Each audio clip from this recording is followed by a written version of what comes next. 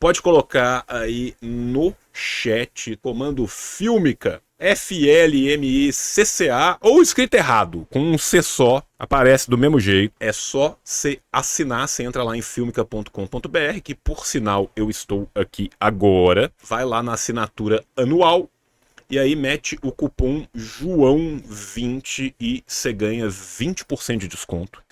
Falando sério aqui com vocês, gente.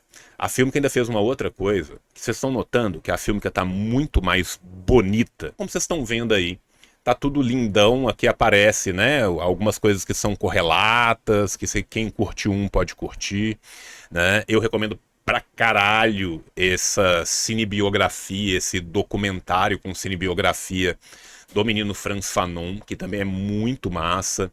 No próprio site você pode vir por diretores, você pode vir por gênero, você pode simplesmente ir pro acervo completo e ir olhando, tá? Se você vem aqui na entradinha, né, ele já vai falando aqui, já vai subdividindo. Primeiro, vocês já viram, né, tem essa interface nova, eu aqui tô na interface nova da web. Mas nos aplicativos também é a mesma coisa no app, tem uma interface nova bonitaça. Segundo, nas próximas semanas, eles estão terminando de fechar essa parte técnica, vai rolar a Filmica nas Smart TV da LG e da Samsung. Tem vídeo entrando praticamente toda semana. Em 2 a 3 semaninhas vai estar disponível na LG e na Samsung, né? Então é só alegria.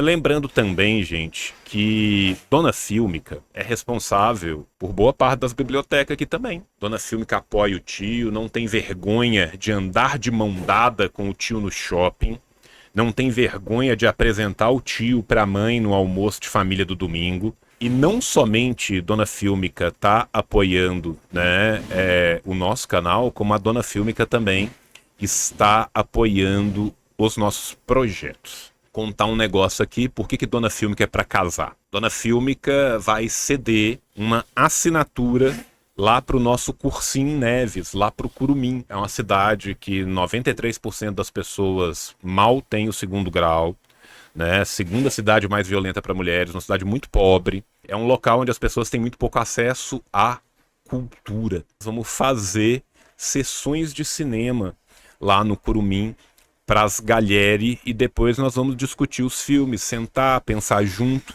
Dona Filmica é gigantesca, faz um trabalho maravilhoso, é um serviço de stream que é nosso, né, que tem uma curadoria de arte cabulosa, que tem uma preocupação política que não tem em outro lugar, né? Então eu quero agradecer aqui mesmo de coração a Dona Filmica, que falou: não, vamos ficar mais um mês com você, tá? E depois a gente te tranca na jaula de cachorro louco do comunismo, joga sapole na sua cara e fica te chicoteando.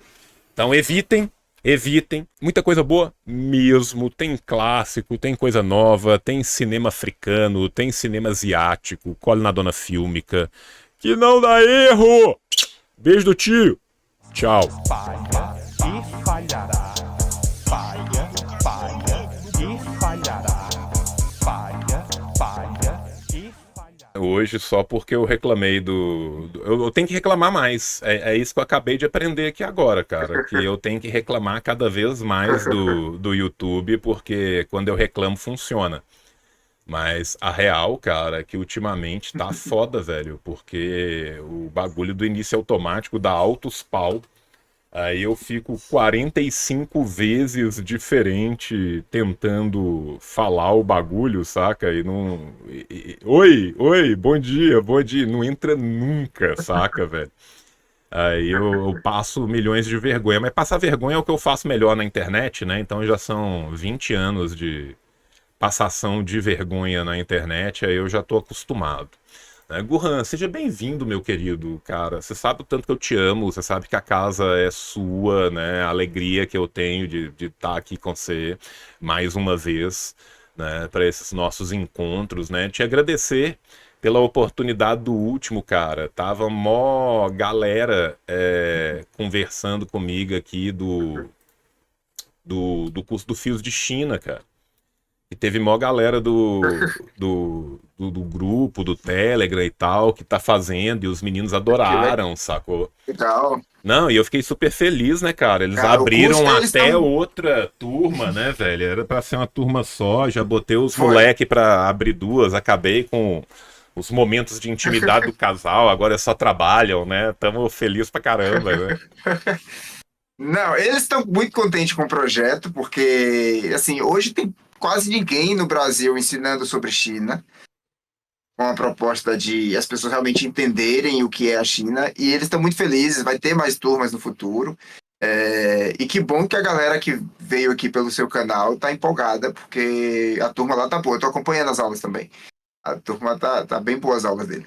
Cara, eu vou te fazer a pergunta que muitas vezes me fazem, né? Como que você tem tempo pra fazer isso tudo, Gurran? Puta que pariu, cara. Você vive em dois fuso horários diferentes, né? Numa ponte contínua entre dois países, dando 7.000 aulas, estudando, acompanhando os cursos ainda com milhões de projetos, né? Eu tenho certeza que eu sei Então, Napoleão, é até difícil saber quem dorme menos, né? Porque pô, João, isso aí é o segredo. A gente tem uns vira-tempo, a gente tem umas coisas uns DeLorean, assim. Na verdade, tipo assim, pra falar a real mesmo, a gente tá num malabarismo que toda hora cai um prato e a gente fica de olho o prato que está caindo, né? É difícil porque a gente gosta de fazer tudo isso. Então vai entrando trabalho, a gente vai se envolvendo e uma coisa para, um projeto continua. Mas desde que eu abri a escola, o negócio foi essa loucura. E às vezes eu durmo mais, às vezes eu durmo menos.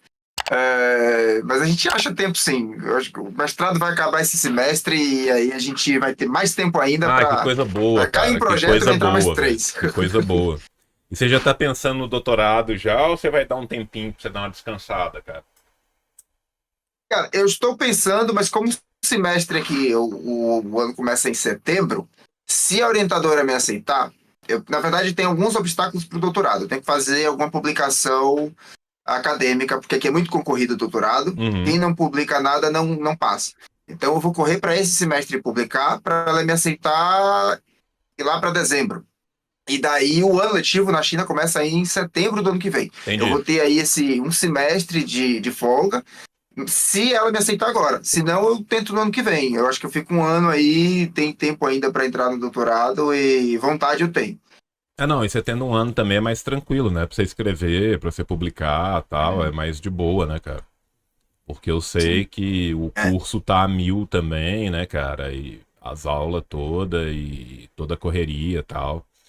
E te agradecer também, cara, pelo tópico de hoje, velho, né? Porque o pessoal tá todo aqui feliz falando, é aqui que vai falar de macaco, né? Tipo, o pessoal adora o Jornada pro Oeste, né? E eu sei que muita gente que conhece o Jornada aqui no Brasil tem duas fontes que são gigantescas, né? Que foi o Dragon Ball, eu acho que é a maior de todas, assim, tal. E depois o pessoal da Conrad também, né, pra galera que é de quadrinhos, né, que eles começaram a publicar o Jornada pra cá, que é um projeto que, tipo assim, eu fico uma tristeza gigantesca, cara, porque eles soltaram 2 volumes, ia ser em 3 volumes, né, eles iam soltar o mangá do Jornada pro Oeste em 3 volumes, fizeram dois e não fizeram o terceiro, cara. Então eu imagino a tristeza no coração de quem leu os dois e ficou esperando, saca? Porque tradução para o português inteira a gente não tem, né? Eu, por exemplo, quando eu li, cara, eu peguei a coleção da Foreign Language Press, né? Da casa de publicações, né? Para estrangeiro aí de Pequim, que eu, inclusive, cara, eu tenho 3 dos 4 clássicos completos, que vem em 4 volumes dessa coleção, né? Aí o Romance dos Três Reinos é o único que eu não tenho ele a versão completa. Eu tenho só a versão abridged dele, né? Que a versão abridged dele já é 900 páginas, né? A versão completa é 2.400, né?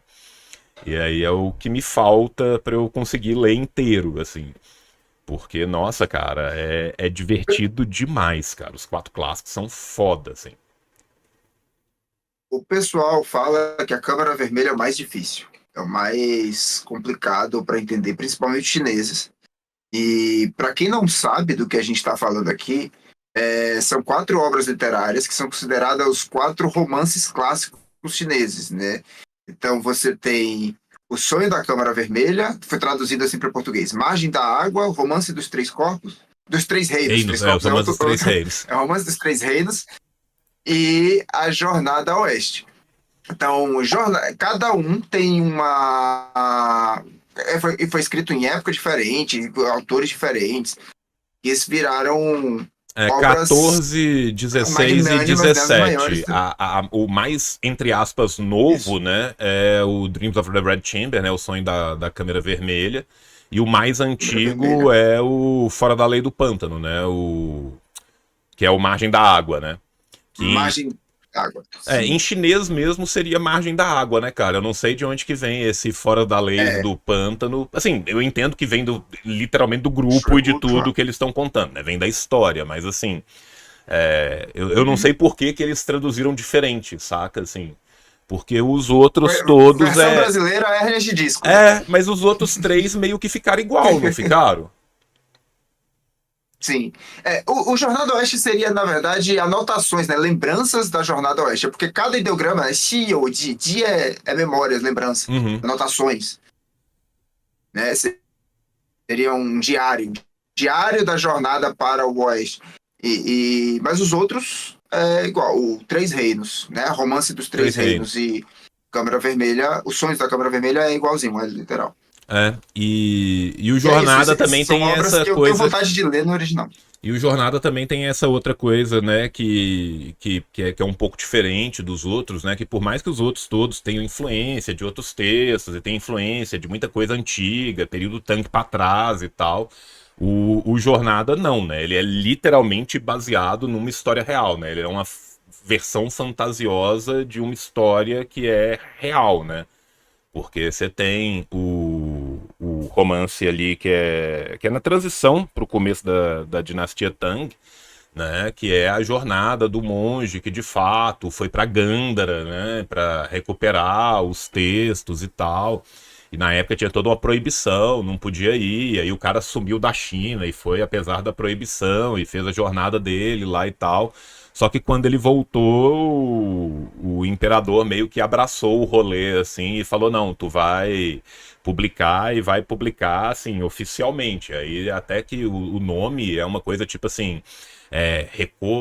memórias, recordações da jornada da dinastia Tang ao Ocidente, né, assim, que aí ele saiu, passou ali por Xinjiang, Ásia Central toda, o Uzbequistão, Tajiquistão, até chegar na região de Gandhara, né, que hoje em dia é uma parte paquistanesa dentro do Afeganistão, e de lá ele teria descido para a Índia, né, para pegar esses textos e tal. E aí o cara fundou um mosteiro que é super famoso, fundou uma escola, né, uma das linhas do budismo é por causa, né, desse monge original, e aí depois, quando ele é escrito lá no século...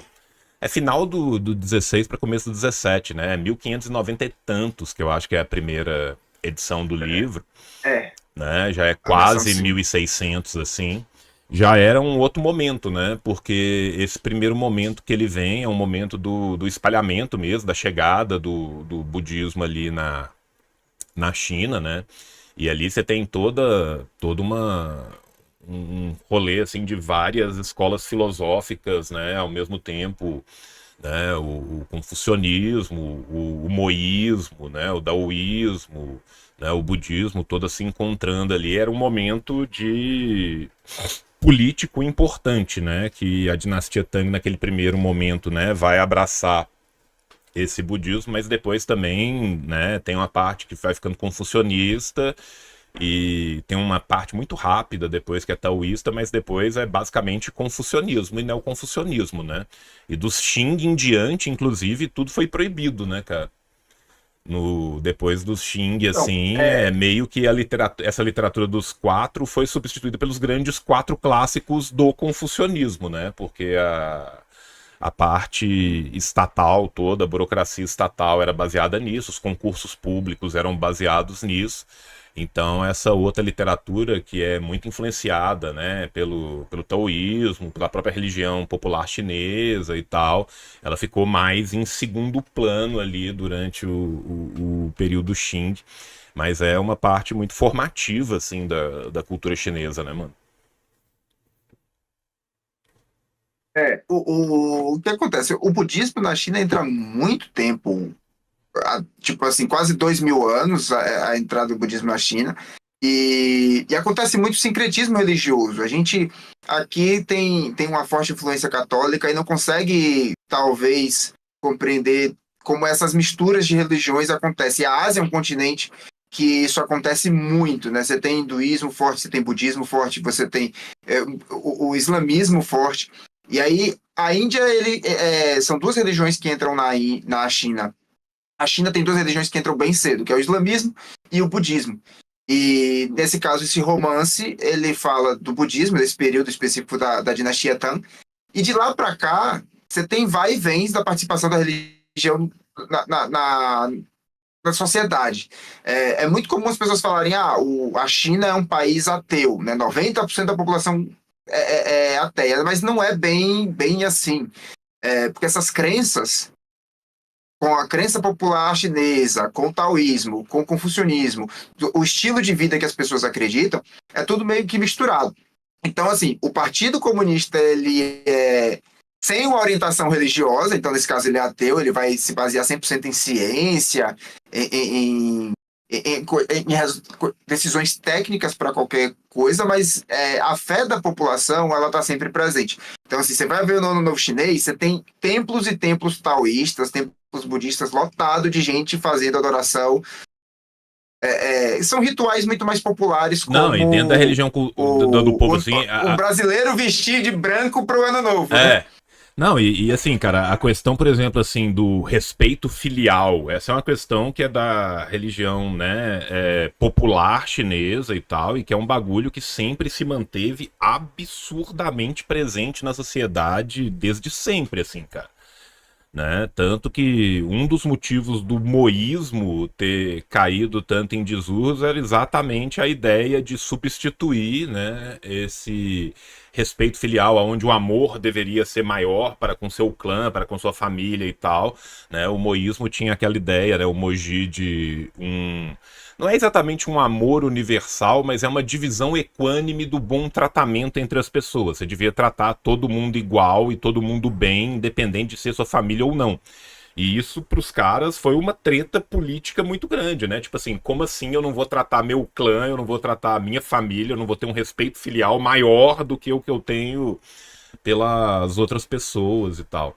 E o Partido Comunista da China hoje em dia, ele reconhece, né, as 5 grandes religiões que passam pela China e além das 5 grandes religiões também, né, a própria religião popular, os costumes folclóricos vêm sendo cada vez mais valorizado. Você pega os últimos 3, 4 congressos, né? Eles sempre falam também das questões, né, do folclore popular, do respeito às festividades dos povos, né? Independente de qual deles, das 56 etnias, poderem ter as suas festividades, as suas, né, os seus momentos ali, mesmo de superstição mesmo, saca?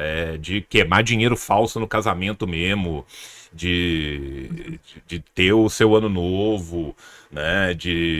Pô, cara, uma coisa que é super comum, né, velho? Quando você faz uma amizade com alguém na China, o cara normalmente volta com um papelzinho todo recortado, todo bonitinho pra você, te entrega num quadrinho bonito e fala: enquanto esse papel nesse quadro não se quebrar, você vai ter boa sorte e tal. Eu ganhei uns 4 quando eu fui pra China, assim, e eu falei: pô, que bonitinho, que gentil e tal.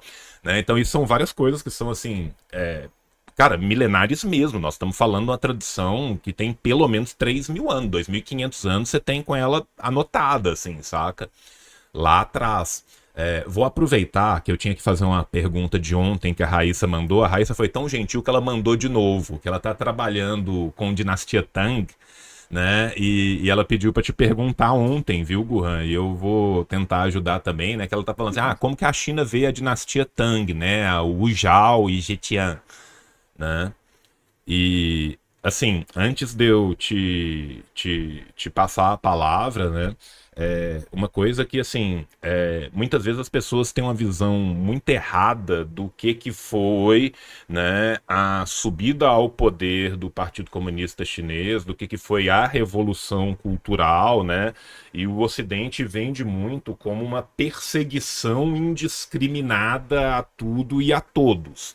Né? E antes pelo contrário, né? A questão que você tinha ali é que por você ter, né, desde muito tempo a escola legalista, né, o confucionismo e o neoconfucionismo, você tinha muita gente ainda, né, que não aceitava, né, os novos preceitos de uma China moderna, de uma República Popular Chinesa, e queria voltar àquilo. Então, o que você teve, né, foi a destituição de poder político, né, de certos professores, de certos ensinamentos, né, onde o cara queria, por exemplo, ensinar os 4 clássicos neoconfucionistas na escola, em vez de ensinar geografia mundial, sacou? Então isso de fato foi proibido, mas há todo um respeito e há toda uma manutenção dos templos, da cultura, né? Então assim, hoje em dia, cada vez mais, inclusive, né, com questão de pesquisa, de antropologia, de arqueologia, né, todo dia a gente vê uma nova descoberta saindo e a galera tentando preservar e tal, né, pelo menos é essa a noção que eu tenho como estudioso de fora. Você como estudioso de dentro, essa noção que a gente tem de fora se mantém? Cara, assim, primeira coisa, a pergunta dela direta, a dinastia Tang é uma das mais prestigiadas da China, né? Então, a dinastia Tang, ela indiscutivelmente é uma das mais importantes para a história chinesa, assim como a Song e a Ming. Eu acho que seriam essas três. Eu não me lembro agora, eu posso estar esquecendo de alguma, mas eu acho que eu arrisco dizer que essas três são as mais importantes. E o fato da Wu Zhao, né? O Zhao, deixa eu olhar aqui o nome dela, ideograma, eu fui pesquisar. É a. Ó, Wu Zhao, Wu Zetian, eu acho que é Wu Zetian o nome dela. Ela é uma figura importante, né? Uma heroína entre aspas, mas aqui, o Zetian é uma personalidade que é inspiração até hoje para muitas pessoas, porque o fato da existência dela, eu não estudei muito a fundo a dinastia Tang, mas a existência dela comandando uma dinastia, hoje historicamente é um símbolo de certa forma feminista, falando, ó, as mulheres também chegam lá, né? As pessoas não escondem a participação dela em nenhum momento, inclusive isso mostra em que determinados momentos da China você tem uma valorização dos gêneros de forma igual, assim. Não dá para dizer que é igual sempre, mas eu já vi um pesquisador chinês falando isso, que as pessoas tendem a imaginar que a China tem uma visão única, contínua de mundo, sendo que cada dinastia traz a sua contribuição e isso muda bastante. Inclusive, a história da China, eles não estudam por séculos, como a gente estuda aqui a história da Europa. Eles estudam por dinastias, e cada dinastia contribuiu mais ou menos com a China. Então, na dinastia X, você tem mais contribuição para a arte. Na dinastia tal, o pessoal fez mais comércio. Na dinastia tal, você fez mais contribuição nisso. E aí eles dão, às vezes, nome aos bois de quem é o responsável por cada um. Esse imperador fez isso, esse imperador fez aquilo. Então, o estudo deles é por dinastia, e cada dinastia tem uma visão e uma contribuição diferente a partir da sociedade. Eu lembro, por exemplo, que eu consegui estudar aqui dentro da academia, a dinastia Song, por exemplo, ela foi a partir dali que os chineses passaram a se ver com os outros, igual como os outros povos. Então, antes da dinastia Song, eles se entendiam mais desenvolvidos do que os povos no entorno, eles ainda tratavam de forma desigual. E a partir da dinastia Song, os chineses passaram a fazer comércio, a tratar os outros povos de igual para igual. Isso foi uma mudança a partir da dinastia Song. Deixa eu te aproveitar que você tá falando da Song, cara. Desculpa eu te interromper, mas é só porque, por exemplo, assim, eu sou um cara muito da literatura, né? Eu estudo muito a história da literatura. Sim. A Song é um momento em que você tem muita mais literatura popular. que é exatamente por causa desses Sim. encontros, por causa dessas rotas de comércio, por causa exatamente da China, entre aspas, se abrir um pouco mais para fora e permitir mais esses contatos. É uma dinastia que tem muito literatura popular, muito conto, muita história que até hoje vai passar e o pessoal lê aqueles livrinhos, Sim. né, de tipo assim, contos da dinastia Song, poesias da dinastia Song. A Ming tem até mais poesia, né? Na Ming a poesia é uma forma literária que é percebida como uma forma literária mais alta, e aí você tem vários livros de poesia e tal. A Song tem vários livros de literatura popular, de contos, de historietas assim mesmo, né? Que você vai vendo, e é muito legal que você vai vendo assim um negócio de 1000 anos para trás, você fala assim, porra, quem é Esopo, né, cara? Milhões de historinhas, a história das formigas, e o cara dorme e vai viver no reino das formigas, e ele passa por provações, e aí quando ele volta ele se torna um príncipe melhor, ou um mandatário melhor, para coisa. É cheio dessas lições populares, assim, que vem muito desses encontros de rota, de conversar com os outros povos, de literatura, né, falada assim mesmo, de conto, né? A Ming já é uma dinastia que tem poesia pra caralho, assim, né? Que é uma forma mais palaciana, mais erudita, né? De dar uma liberdade também, né? Nesse neoconstitucionismo pra galera poder fazer. O pessoal falando do Usopp, né? No One Piece, é quase isso, né? O Usopp seria bem nesse estilão, assim, né? E cada dinastia vai tendo essa contribuição. A Tang, por exemplo, é uma dinastia que é um momento assim de uma riqueza cultural louca, né? Porque se for pensar, você tem ali, né, o Mozi, que é ali no final, antes da transição para Tang, mas já pega a Tang, já tem a influência das escolas deles na Tang. Você tem o Kung Fu Tse, você tem o Lao, né? Você tem toda essa galera que vai dar essas formas que são tão importantes até hoje, né? Do Dao De Ching, do próprio livro do Mozi, que chama Mozi, né? Que é os ensinamentos do professor Mo, né?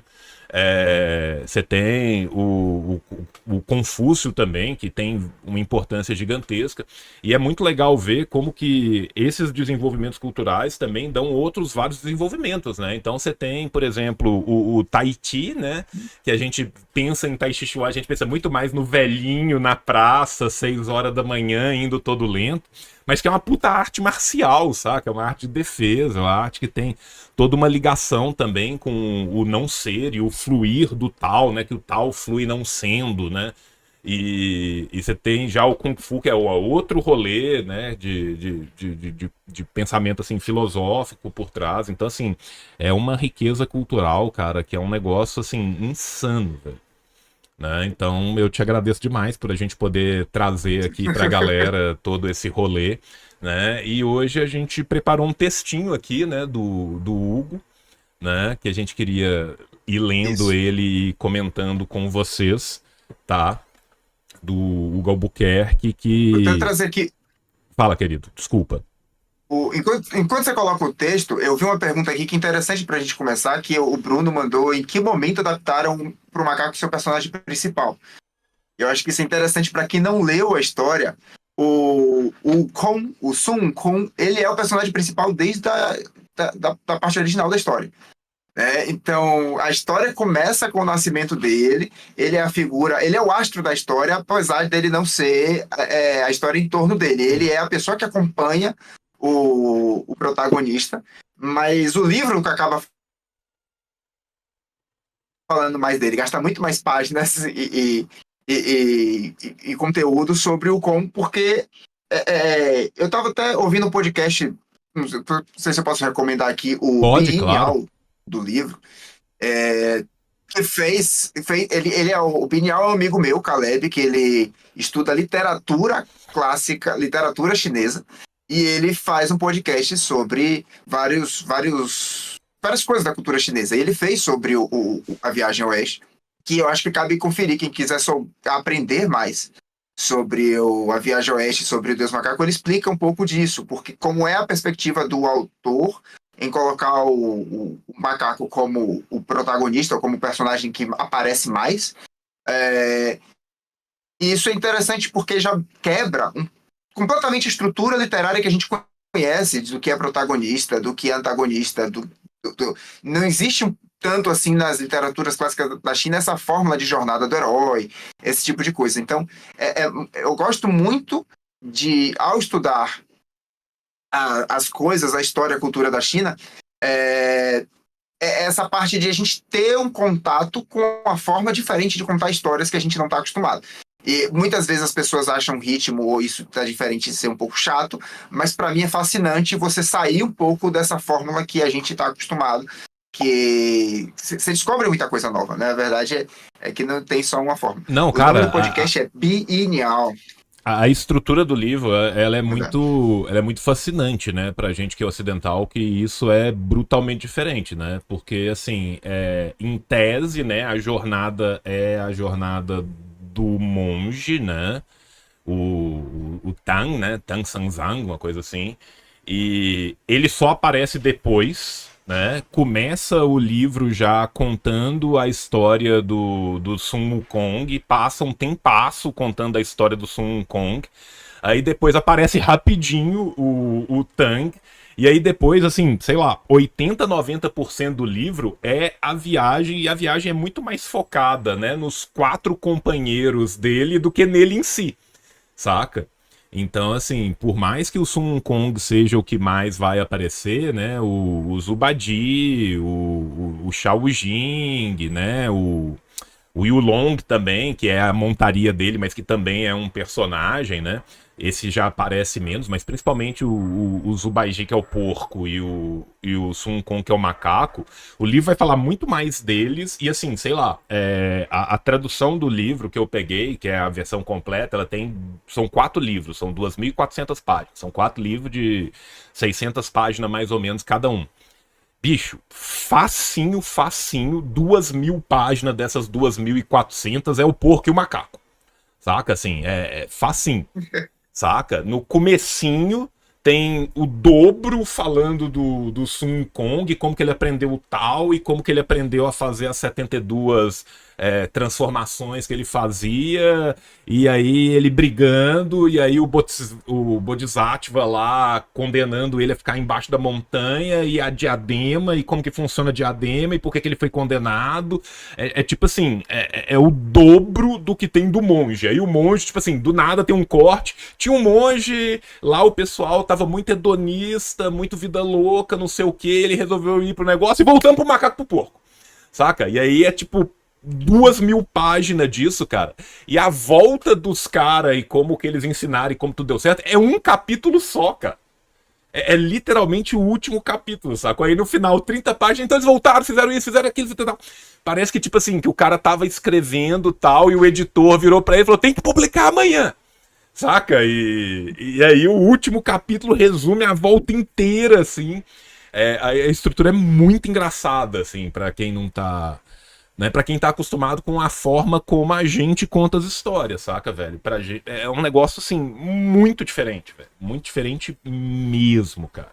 Muito diferente mesmo. Então, assim, eu recomendo demais mesmo, porque é muito legal, cara. E é divertido pra caralho, cara. É um livro, assim, que por mais que ele seja escrito em 1600, cara, você ri muito do livro, saca? Assim, você se diverte muito com o livro. Ele tem as lições, pô, ele traz pra caralho, né? E ele ainda tenta trazer, né, esse sincretismo do budismo com o taoísmo também, porque, tipo, todas essas transformações ele aprende quando ele aprende o Tao e tal, né? Então, assim, você tem toda uma construção, que é uma construção ao mesmo tempo política, religiosa, filosófica, mas ele é muito divertido, cara. Ele é divertido mesmo, cara. Tanto que depois, quando eu era moleque, cara, quando passou Dragon Ball no Brasil, eu já era mais velho. Então eu peguei muito Cavaleiros do Zodíaco como meninão, saca? E aí quando passou Dragon Ball eu achei meio infantilizado, porque eu já era mais velho e tal, eu já tava num outro rolê. E aí depois, cara, que eu já... Pô, eu adulto, cara, deve ter uns 4, 5 anos que eu comprei as coleção completa pra poder ler mesmo. Eu só tinha lido as versões abridged, assim, as versões resumidinha, né? E aí depois que eu li, cara, o Dragon Ball passou a fazer muito mais sentido pra mim, saca? Às vezes aquele rolê quase que tipo... né? Assim, meio trapalhões das ideias mesmo do Dragon Ball, de ter às vezes uns humor físico, de ter umas pataquadas, uns negócios assim, que eu falava assim, pô, se pá. E eu achava quando eu era menino que eu via que era um rolê muito infantil. Eu descobri que, tipo, não, que faz parte daquele jogo, daquele humor, daquele momento também de trazer um pouco mais de leveza para um negócio que era uma puta jornada e não era só uma jornada filosófica, mas era uma jornada política também, sacou? E aí, quando você pensa, né, que o livro vai ser escrito lá no século XVI, no século XVI, pô, o budismo já está com uma longuíssima tradição de 20 séculos dentro da China, confucionismo instaurado e tal, né? Eu acho até muito fascinante e é uma coisa que eu não consegui estudar e depois eu quero estudar melhor, né? Que é estudar os próprios problemas políticos do período para entender de onde que os caras chegou e falou assim, vou reescrever essa história agora, saca, velho?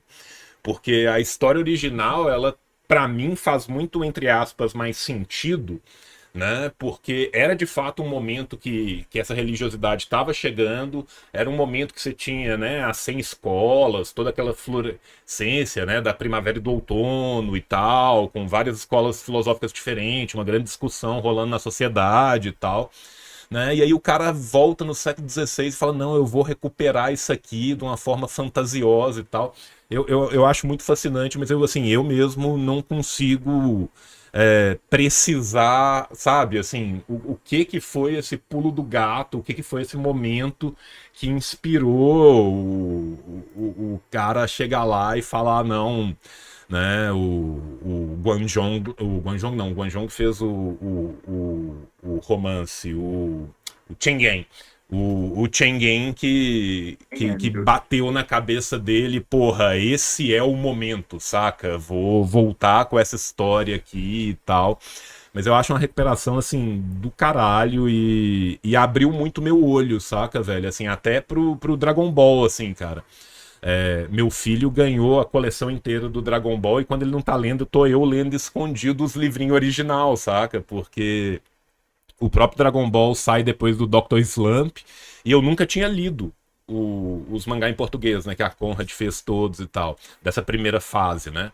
Até porque eu acho que no Brasil o Dragon Ball Z, né? Que é a outra fase depois, fez mais sucesso do que o original, né? Eu lembro menos do original passando e mais do Dragon Ball Z passando na televisão. E aí eu, velho, cara, indo reler o negócio e já conhecendo Jornada pro Oeste, eu fiquei assim, caralho, saca? Quando explode a sua cabeça, assim, e você vê que, tipo, porra, o cara tava, né? Não, o Akira é gigantesco, cara, porque ele também tá subvertendo uma ideia, né, de tudo no mundo do anime, do mangá, ser baseado muito no Ocidente, né? Ser uma leitura oriental do Ocidente, né? Quase que trazendo o Ocidente para dentro. E ele meio que inverte essa lógica, né? E leva o Oriente para fora, né? E aí eu acho que é ele e o Oda, saca? O Oda também é um cara que eu vejo muito fazer isso no One Piece, né? Que é pegar a cultura do Oriente, né? E por mais que seja uma releitura onde você está vendo um clash, né, daquele Oriente antigo e daquele Ocidente que está tentando se impor, ele está o tempo inteiro mostrando aquela cultura oriental, mostrando, né, e não só mostrando o que é bom, mas também mostrando as coisas que são erradas, né, o preconceito às vezes, né, e tal. O Akira também faz isso, cara. Ele coloca o foco no Oriente para depois ir para fora, cara. E eu acho isso do caralho, né, cara? Eu acho isso muito foda, velho. Muito foda mesmo, assim. E vou Sim, sim. começar a ler o texto, né, Gurran? Porque nós dois 52 vamos ver o minutos texto. para dar bom dia, né? Então, senão a gente não vai nunca. Gente, esse texto aqui Vamos lá. é um texto muito legal mesmo, tá? Eu recomendo muito a todo mundo esse texto. Vocês vão notar que quando eu mudar o texto aqui, tem uma chance do vídeo do Gurran dar um flicker na hora que eu mudar o texto, porque eu só tenho duas telas, né? Eu precisava de uma terceira tela para deixar o Gurran separado, né? Então eu vou ter que ir descendo aqui, subindo aqui, mas só para mostrar aqui para vocês, né? Um texto que saiu pela revista Jacobina, né? Do Hugo Albuquerque, né? O Hugo já esteve aqui no canal várias vezes. O Hugo é editor da Autonomia Literária, é editor da Jacobina, é um dos grandes estudiosos que a gente tem de China aqui também, né? No país, é o cara que ajudou a lançar o Estrela Vermelha, né? Do Snow, que é a primeira grande entrevista com o Mao, que é um cara que estuda também o mandarim, estuda a cultura chinesa como um todo, né? E ele fez esse texto quando da morte, né, do Toriyama, do Akira, que morreu muito do nada, né, cara? Ele era um cara que estava super produtivo, super bem, e eis que de repente, né, a vida ceifou ele. E a partir dessa. Teve uma homenagem, né? Do Wai Jiaobu. O Wai Jiaobu fez uma homenagem pra ele. E muita gente ficou meio assim sem entender. Pô, será que é porque o cara é grande e tal? E o Hugo foi lá a fundo. E é um puta texto. Recomendo que todo mundo conheça. Né, o elo ancestral entre o Dragon Ball e o maoísmo, né? Que é um texto também que o nome você já olha e fala o quê, né? Tipo, ele é muito chamativo. O criador da série Dragon Ball, o japonês Akira Toriyama, faleceu semana passada, rendendo homenagens no mundo inteiro. Uma delas foi do Ministério das Relações Exteriores da China. Entretanto, isso se deve a questões que vão muito além da política de boa vizinhança, mas de uma inspiração e raízes comuns entre a obra dele e o marxismo chinês. A obra de Akira Toriyama revolucionou os quadrinhos, encontrou fãs entusiasmados no mundo inteiro e atravessou gerações. Não à toa, sua morte repentina na semana passada, uma vez que ele se encontrava ativo e produzindo, emocionou o mundo, despertando memórias afetivas e atestando a grandiosidade das suas criações, a maior dela, as séries Dragon Ball, um fenômeno como mangá e depois como anime. Em tempo de hostilidades globais gravíssimas, pareceu uma simpática política de boa vizinhança ao Ministério das Relações da China reverenciar Toriyama. Mas, para além disso, é interessante notar como a obra dele tem objetivamente uma profunda ligação com a China. Dragon Ball é uma série inspirada em um dos maiores romances da literatura chinesa, A Jornada para o Oeste, que eu vou deixar o meu Lao Shi pronunciar bonito aqui pra gente, né? A parte em caracteres chineses aqui. 西游记，Xi agora eu queria dizer assim que Xi uma coisa interessante é que ele coloca aqui a homenagem do que você chamou, né? Wai Jiaobu. Para quem não entendeu, Wai Jiaobu é o Ministério das Relações Exteriores em chinês, tá? Wai Jiaobu. E eu diria que caso o Akira ele acaba sendo responsável por difusão do Xi da Jornada Oeste para o Ocidente, porque eu particularmente conheci primeiro o Dragon Ball e depois a Jornada Oeste. Então, quando você descobre que a inspiração do Dragon Ball é um livro de literatura chinesa, é uma grande contribuição da parte do Akira para a cultura chinesa, mesmo sem ele não necessariamente ter essa intenção, né? Talvez ele não soubesse o sucesso que a obra dele ia fazer pelo mundo quando foi buscar inspiração na Jornada Oeste, lá da China. É do caralho, né, cara? Não se trata de uma jornada qualquer. Jornada Oeste, publicada por volta de 1570, eu achei que fosse até mais antiga, eu achei que já era lá na beirinha. É um dos chamados romances clássicos da China, né? Aqui a gente falou, né, dos outros quatro. E inspirou ninguém menos que Mao Zedong. A obra, uma narrativa fantástica baseada em um fato histórico ocorrido séculos antes, para ser mais exato, quase 20 séculos antes, né? Quase 12 séculos antes, é isso, 12 séculos antes, diz muito sobre a difusão do budismo no Extremo Oriente e estabelece um elo profundo entre chineses, japoneses e coreanos. Né? A gente falou dos chineses e japoneses, mas também, né, o budismo e o confucionismo vão chegar, né, na Coreia também via essa vertente chinesa, né? O budismo tibetano vai ser muito importante, essa construção toda dentro da China vai ser muito importante, até porque o reino de Goryeo, né, que foi o primeiro grande reino que unificou, né, as Coreias, ele durante muito tempo foi muito ligado à China, né? E ele teve momentos em que ele teve sobre a esfera de influência chinesa, momentos que ele teve sobre a esfera de influência japonesa e alguns momentos que ele teve sobre a esfera de influência da Mongólia. né? Lembrando que a península fica ali, né, encravada entre os três, né? E ela é bem pequenininha, né? Então, assim, são 3 reinos gigantes, são 3 vizinhos gigantescos, né, com um reino encravado ali no meio. Ainda ajudando a construir o marxismo na China. O marxismo na China ele é muito devedor do marxismo no Japão. Né? Se o budismo faz o caminho reverso, né, vai da China para o Japão, se às vezes as letras fazem o caminho de ir para a China do Japão, o marxismo fez o caminho contrário. O marxismo foi do Japão para a China. Né? A gente tem que lembrar que ali no final do século XIX, né, a gente tem, né, a era Meiji ali no Japão, e é nesse momento que muitos estudiosos vão ir para o Ocidente para tentar ocidentalizar um pouco a educação japonesa, né, e as elites, pelo menos a classe média alta e as elites chinesas, passam a frequentar essas universidades japonesas, né? E é através dessas elites chinesas frequentando as universidades japonesas que as ideias do marxismo vão penetrar dentro da China, né? Tanto que o Sun Yat-sen e mesmo boa parte dos pais fundadores do Partido Comunista Chinês, né? O Sun Yat-sen fundou o Kuomintang, né? Que era o Partido Nacionalista da China. Ele estudou no Japão, lá ele entrou em contato com as ideias socialistas, né?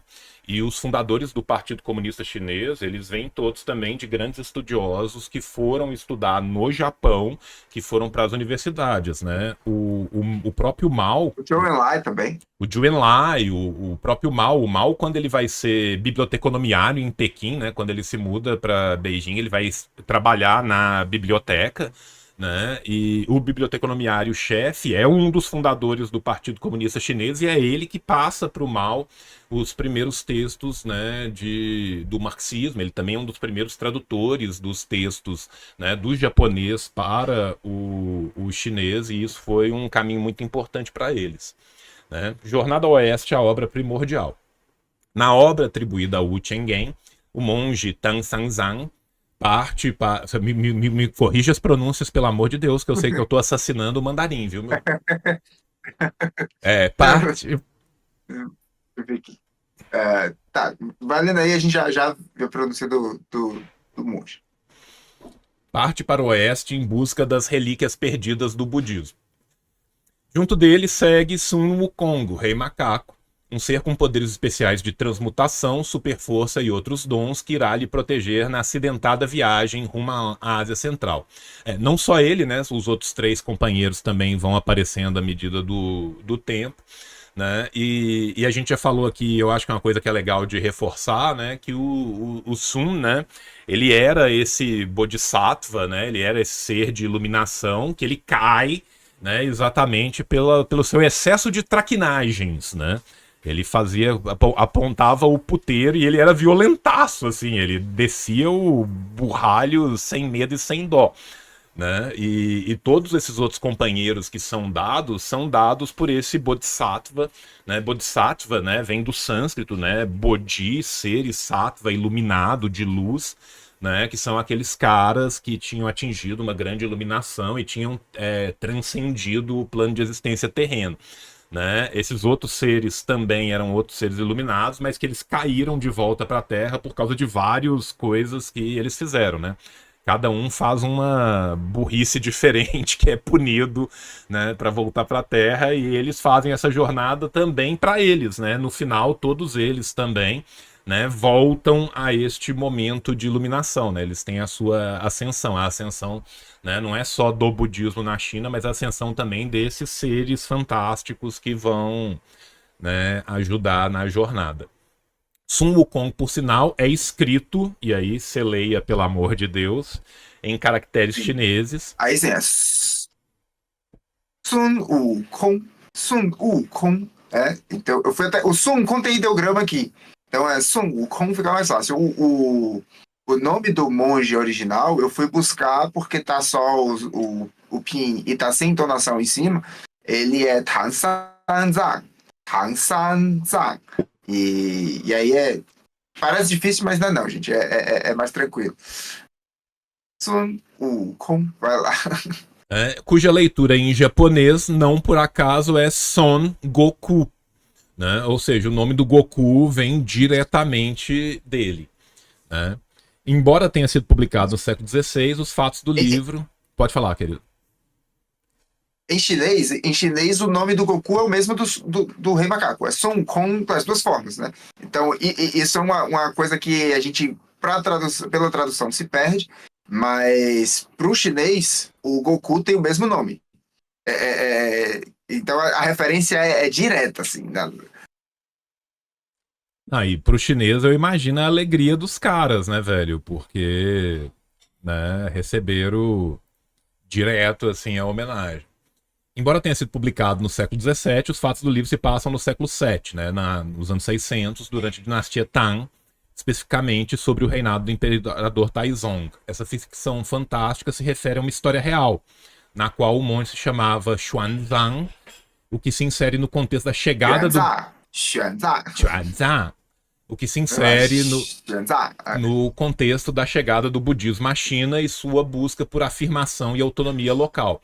Né? Tanto quando a gente vai falar dessas relíquias, né? Essas relíquias que ele está buscando são textos originais, são sutras que estavam perdidos ali na China. Ele está buscando exatamente, né, esse conhecimento mais profundo do budismo, né, que vai sair ali da Índia, né, e que entre tese teria se perdido ali, né? Então é exatamente a partir da noção que esse monge vai ter, a partir da iluminação desse Bodhisattva que vai conversar com ele, né, que ele tenta buscar uma forma mais original, mais pura ali daquele budismo para aplicar ele de uma forma mais correta ali na China, né? O budismo chega à China por volta do até século... hoje, João. Hum. Até hoje, João, essas relíquias são muito valorizadas. Aqui tem muito templo budista que eles são construídos para guardar escrituras. Eu já fui em templo budista que, segundo eles guardam um dente do primeiro Buda, né? O primeiro despertar, o cara que primeiro despertou. Então, todas essas relíquias ainda têm hoje essa proteção. Porque a gente lendo uma literatura fantástica do século XVI sobre uma aventura que aconteceu antes, parece que isso se perdeu, mas até hoje os budistas ainda valorizam muito essas relíquias, né? O budismo chega à China por volta do século II pelo oeste, especificamente a partir de um centro de difusão pela região de Gandhara, que é inclusive a região para a qual ele vai tentar voltar, cujo território hoje é parte do Paquistão no Afeganistão. Contudo, a enorme diferença da língua chinesa para a língua Gandhara, ela própria aparentada do sânscrito, fez com que os chineses recorressem a elementos de sua própria cultura e da sua própria filosofia para traduzir os escritos budistas. É esse budismo que termina representando em caracteres chineses e chega depois à Coreia e ao Japão em suas variantes. O périplo de Xuanzang no século VII se explicava no sentido de estabelecer as bases próprias de um budismo chinês, embora o próprio budismo já consistia naquele momento em uma grande variedade de escolas e ramos no próprio subcontinente indiano e adjacências. Ironicamente, a obra literária é produzida em outro contexto, onde o budismo já estabelecido na China e difundido pela Coreia, Japão e Vietnã, convive sincreticamente com o daoísmo e formas de pensamento, como o confucionismo e tantas outras escolas de pensamento chinesas. Né? Foi aquela hora que eu falei lá, né, que estava todo aquele florescer do moísmo, do confucionismo, da escola legalista depois, né, que vai ser adotado durante um tempo. A necessidade de uma autonomização por meio da busca de raízes já não existia mais no século XVI. Outra relação evidente de Dragon Ball com essa mistura de culturas é que o rei macaco, na trama de Wu Chang'an, era referente em parte à deidade Hanuman da tradição védica. E aqui, né, o Gohan tem uma relação toda pessoal que a gente estava conversando ali na coxia, né? E se você quiser contar pro pessoal aí, cara, da sua relação com Hanuman, cara. Então, o Hanuman é uma divindade, né? Tem a pronúncia Hanuman e Hanuman é um deus macaco hindu, né? Seria uma das reencarnações de Krishna.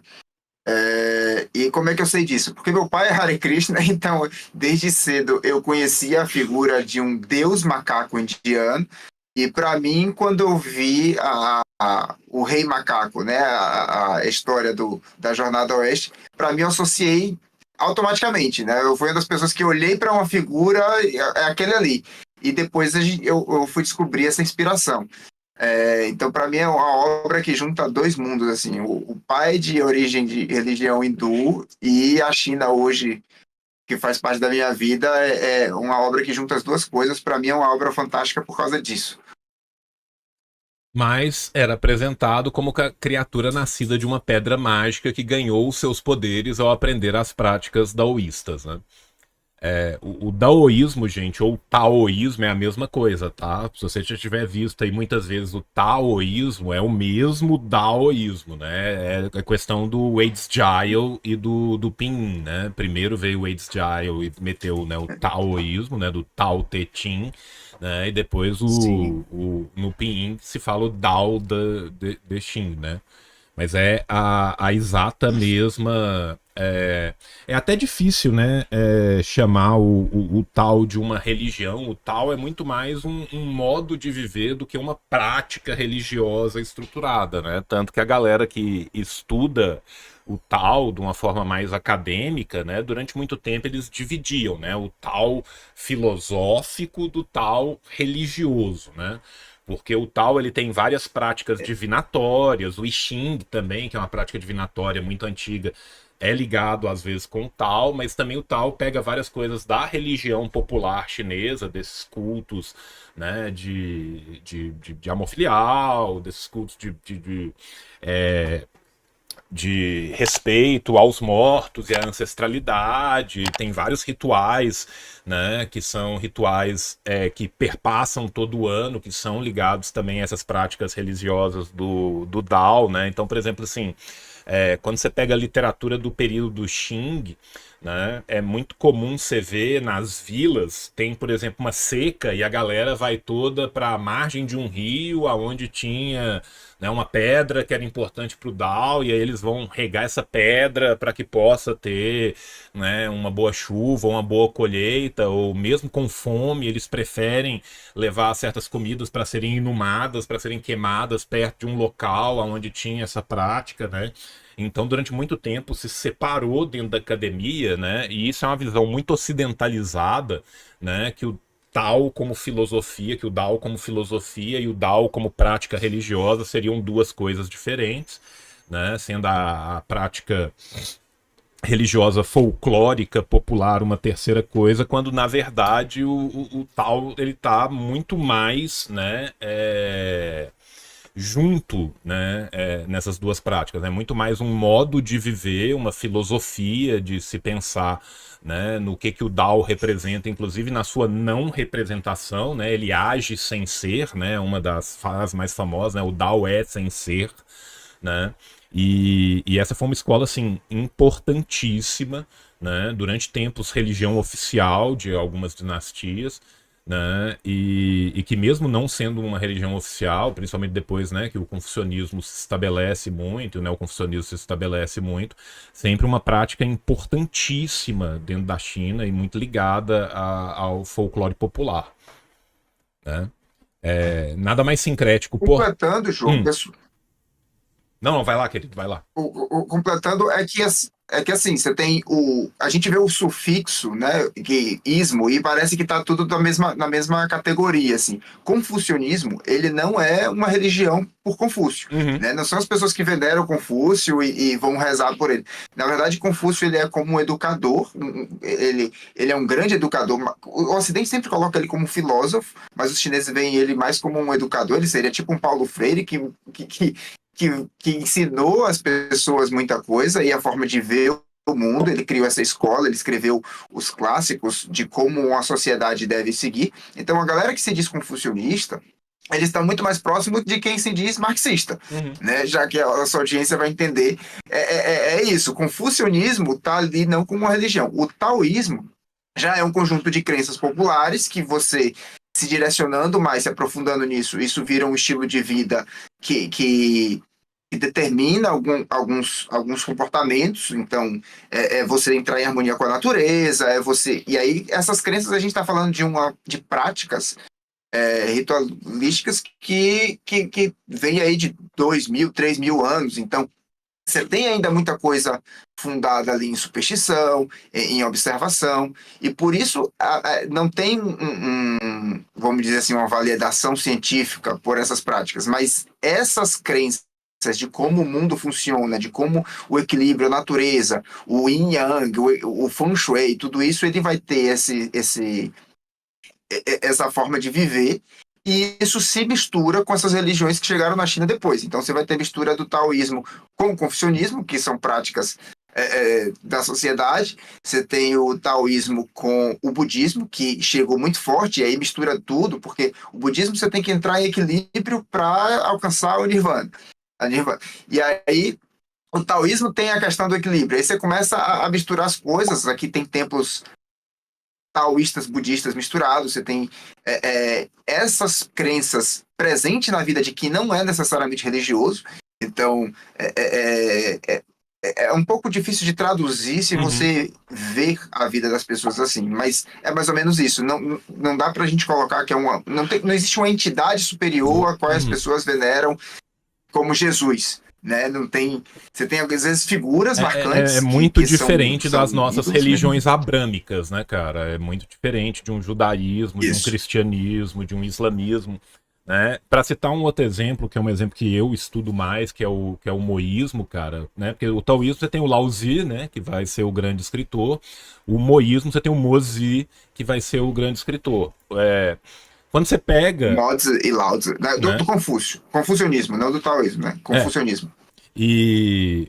Desculpa, eu misturando os dois. Mas, por exemplo, no moísmo, por exemplo, o Mozi, quando você vai ler o texto completo dele, cara, você tem uns 3/5 do texto dele, que é basicamente de organização da sociedade, de cultura política, de como organizar o Estado, de como dividir víveres, de como trabalhar em grupo, saca? Então, assim, a pessoa que entra achando que aquilo é uma religião, ele recebe mais ciência política no texto do que ele recebe ética ou moral, né? No caso do moísmo, então, moral mesmo não tem praticamente nada, né? Você tem uma ética a ser seguida e a aplicabilidade prática desta ética, né, na construção do Estado, da sociedade, das comunidades, da vida do dia a dia, né? Então é uma prática muito mais filosófica, né? Seria muito mais aproximada, né? Assim, completamente diferente, né? A forma como ele fala, mas o que eu tô falando assim, só para o pessoal, né, que pra gente que é ocidental, né, entender, é muito mais próximo de um estoicismo ou de um cinismo do que é próximo de um judaísmo ou de um cristianismo, né? Só que quando você ouve a palavra moísmo, você imagina que um cara criou uma religião com o deus Mo e todos adoram o deus Mo, né? E na real não é nada disso, né? Aí até o Hugo fala, né? Nada mais sincrético, portanto, com agravante que já havia inúmeras lendas com macacos antes da chegada do budismo no país, a começar pela própria astrologia chinesa, né? O presidente Mao e o rei macaco. Pelo menos uma grande obra de Mao Zedong trata do Jornada ao Oeste, o Sobre a Contradição, né? Que está nos 5 textos filosóficos, normalmente vem publicados 5 juntos, onde o líder revolucionário chinês pontua que a dialética, pelo menos como é imaginada por Hegel, não era estranha aos chineses. E nesse contexto ele cita as 72 metamorfoses de Sun Wukong, Sangoku, como um dos exemplos da presença da noção de identidade dos contrários na literatura chinesa, né? E isso aqui é um lugar que eu estou sempre batendo e falando assim, gente, tudo que a filosofia continental europeia chegou, quando ela chegou no Oriente, a galera falou, tá, mas beleza, a gente sabe disso há 2000 anos.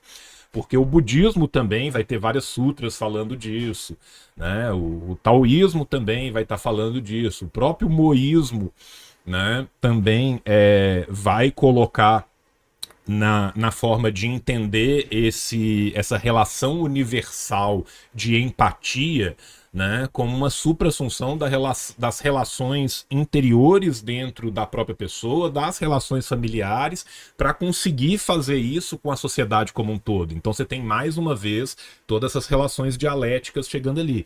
Esse é um pensamento que foi muito revolucionário na Europa, mas ele foi revolucionário na Ásia 2000 anos antes, né? E muitas vezes a gente, né, na nossa ocidentalidade, né, cara, na nossa visão muito eurocêntrica do mundo, acha que a gente tá ensinando tudo pros caras, que não tinha cultura nenhuma depois dos Montes Urais, né, que todo chinês era o vilão da sessão da tarde do bairro perdido, né? Todos eles tinham bigodão, eram todos o Fu Manchu ali, fraquinho, mas ao mesmo tempo que é débil e fraco, é maldoso e não sei o que, todos viciados em ópio e ninguém sabia nada, né? É uma visão, assim, extremamente rasteira de uma cultura que é riquíssima. Mal se refere também em sua primeira entrevista, dada ao jornalista americano Edgar Snow e publicado no livro A Estrela Vermelha Brilha sobre a China, que o próprio Hugo, né, foi quem trouxe para o Brasil um século depois. Chegou rapidinho, esse chegou rápido. Né? Se a gente pensar que o próprio Jornada ao Oeste ainda não chegou inteiro, né, ele foi até rápido. Citando um fato normalmente ignorado, como o romance chinês era mal visto e praticamente proibido, uma vez que os jovens estudantes que ansiavam com os concursos públicos deveriam se concentrar na memorização dos clássicos ortodoxos do confucionismo. E aí o confucionismo, né, quando ele se instaura nessa parte, e principalmente na dinastia Qing, que isso vai ficar mais duro, né, até pelos Qing terem uma tradição que era outra, né? Eles são uma dinastia de origem manchu, né? Então eles focam muito nisso até para ter aquela, né, sensação de pertencimento, né, de uma dinastia minoritária diante de uma população que era majoritariamente de outra etnia. Né? E aí eles fazem os 4 grandes clássicos do confucionismo, que eram os que eram estudados para os concursos públicos, que eram ensinados nessas escolas que preparavam as pessoas. Nesse sentido, Mal relembrou a Snow que lia os romances. Enquanto ainda muito jovem, apesar da vigilância do meu velho professor, que odiava esses livros proibidos e os chamava de malignos, costumava ler eles na escola, cobrindo com algum clássico quando o professor passava. Bem como a maioria dos meus colegas. Sabíamos a maior parte das histórias de cor, discutíamos e rediscutíamos diversas vezes. Conhecíamos mais delas do que os homens mais velhos do povoado, que também as apreciavam e compartilhavam as histórias conosco. Ou seja, tá proibido, mas se quiser pode, né? Assim, é aquela proibição para inglês ver. Acredito que eu possa ter sido bastante influenciado por tais livros lidos numa idade tão impressionável.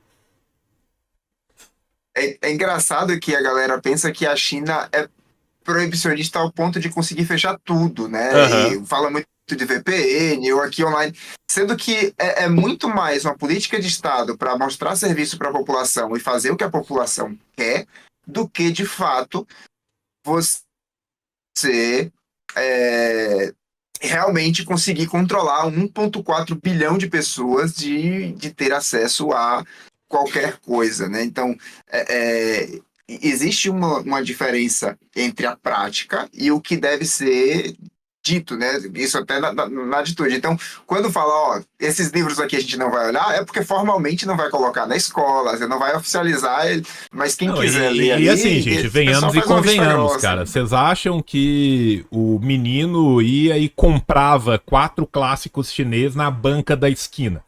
Esse livro estava todo nas bibliotecas do povoado, todo mundo tinha, todo mundo lia.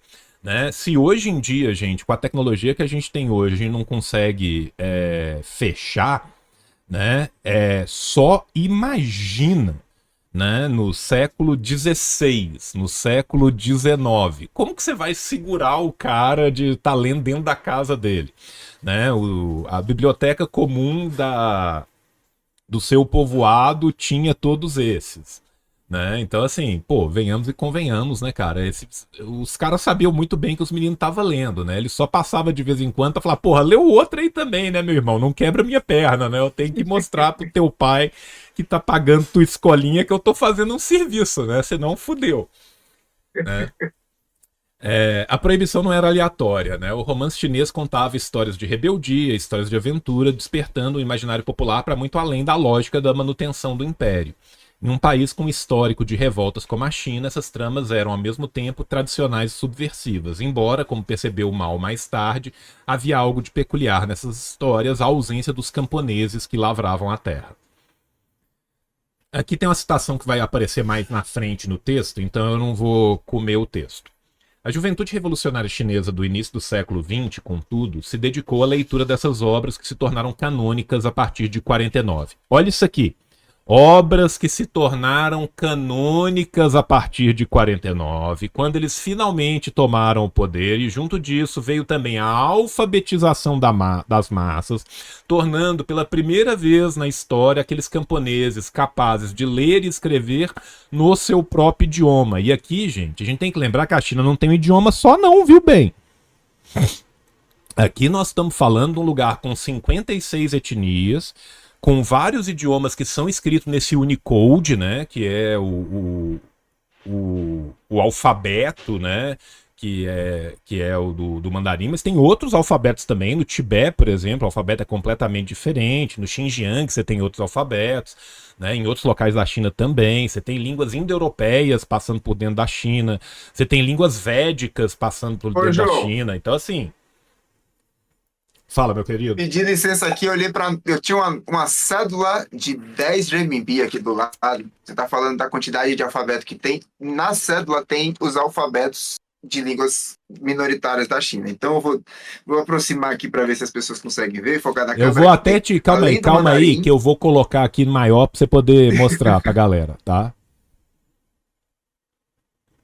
Então, assim, tem a língua escrita em um alfabeto, né? O alfabeto arábico, que são dos uigurs.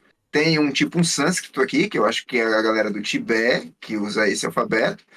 E tem outros. Não sei se está espelhado. Aquele ali de cima, se eu não me engano, tá no papel esse que desce ali embaixo do Zhongguo, esse aí, se eu não me engano, esses símbolos que estão aí também, é do alfabeto mongólico também, que eles voltaram à escrita clássica. Não, é do alfabeto mongólico. Eles voltaram à escrita clássica depois. Porque durante o período, né, que a Mongólia fez a sua revolução, o que acontece? A Mongólia, durante muito tempo, ela foi basicamente um protetorado do Império Britânico. Os britânicos mandavam e desmandavam, e eles não deixavam o povo da Mongólia escrever no seu próprio alfabeto, né? No mongol você escreve de cima para baixo e da esquerda para a direita, né? E esse alfabeto ficou, inclusive, entre aspas, perdido durante um tempo, que 99% da população não falava, só um pessoal muito da elite que tentou manter ele conseguiu. E aí depois, quando a Mongólia passa, né, a esfera de influência soviética, eles traduzem a língua deles para o alfabeto cirílico. Então na Mongólia também você vê, quando você vê placa, né, na Mongólia, por exemplo, normalmente você tem 3 escritas, né? Tá escrito ocidental, tá em alfabeto cirílico e tá na escrita deles. E a escrita deles só vai voltar exatamente depois desse período com os soviéticos, que além deles traduzirem o alfabeto deles para o cirílico para poder mandar os textos, para poder ter uma divulgação científica maior, eles também ajudam nessa recuperação. A mesma coisa que vai fazer o Partido Comunista da China a partir de 49, na Mongólia interior, né? Você vai voltar a escrita mongólica, vai voltar a poder produzir, né, na sua própria língua.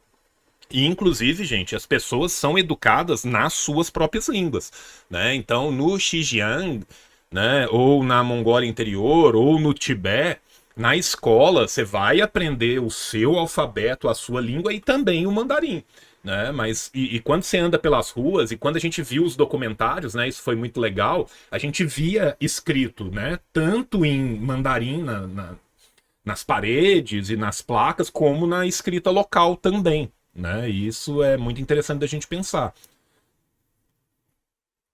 Vou contribuir com um relato de um amigo meu que ele foi, acho que foi no começo do ano, para a Mongólia Interior e para a Mongólia. Ele foi de trem para lá. E a contradição é que hoje você não encontra mais a escrita mongol na Mongólia.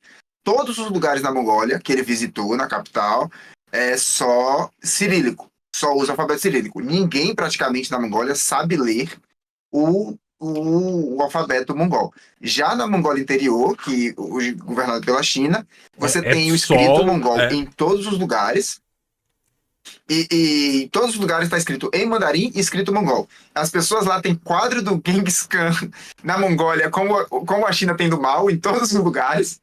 E na Mongólia Interior já começa também essa adoração, mas só que na Mongólia Interior é mais difícil encontrar gente falando mongol. Então, os mais velhos falam, tem algumas escolas que ensinam, mas não são todas, o padrão de ensino da língua padrão é mandarim, mas você vê a escrita em todos os lugares. A escrita foi preservada na China e na Mongólia não. Isso eu acho que é bem indicativo da preocupação com preservar as línguas. Não, inclusive a volta da escrita da Mongólia tradicional na Mongólia vem depois de 90. Isso é um fenômeno super recente na Mongólia. Ele é depois de 90. Tanto que eu tenho um amigo meu que serviu em Ulaanbaatar, né, na capital, né, e a partir de 2000 e pouco que começou a chegar os textos oficiais, assim, tal, tricolunados, né, em inglês para as embaixadas que eram de fora, né, em cirílico e em mongol, né. Isso é um fenômeno super recente lá.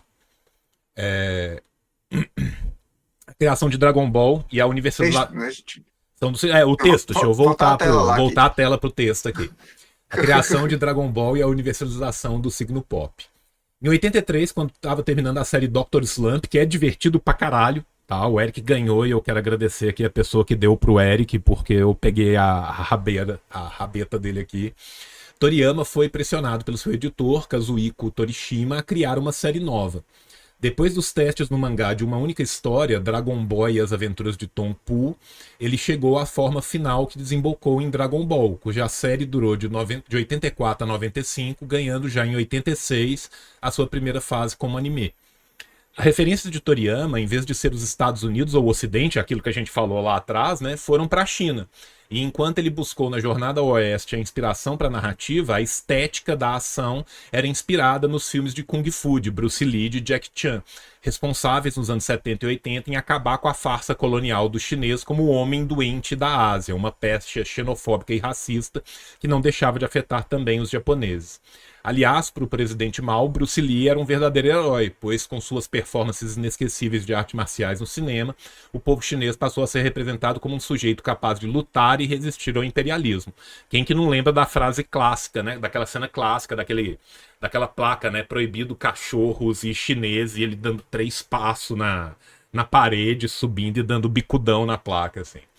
A imersão de Toriyama no mundo chinês, como uma matriz cultural comum ao Japão e ao Extremo Oriente, produziu um indiscutível ponto de encontro e convergência asiática.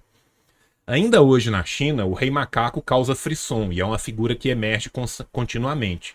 Seja na forma de uma animação recente, depois de tantas versões, inclusive a icônica série em live action para a televisão chinesa de 86, ou mesmo com um álbum da banda punk chinesa, isso eu não sabia, achei o máximo, ou Dirty Fingers, que tem o brasileiro Ale Amazônia, ator do livro Mil Olhos, Mil Braços, na bateria. Né? Olha o tricontinentalismo louco aí, né, cara? Um brasileiro tocando uma banda de punk chinesa, falando do Jornada pro Oeste, cara. Olha que doideira, né? Tive a chance de conhecer o Ale um dia desses. Eu tive a oportunidade de conhecer.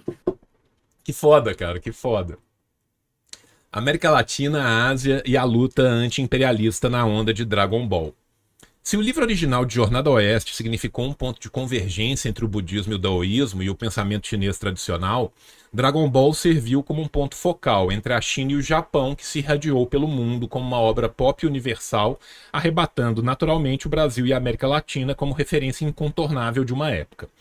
No Brasil, a série em mangá de Dragon Ball foi publicada pela Conrad, que também lançou mais tarde a versão chinesa em quadrinhos do texto clássico do Jornada ao Oeste, ambos pela mão do icônico editor Rogério de Campos.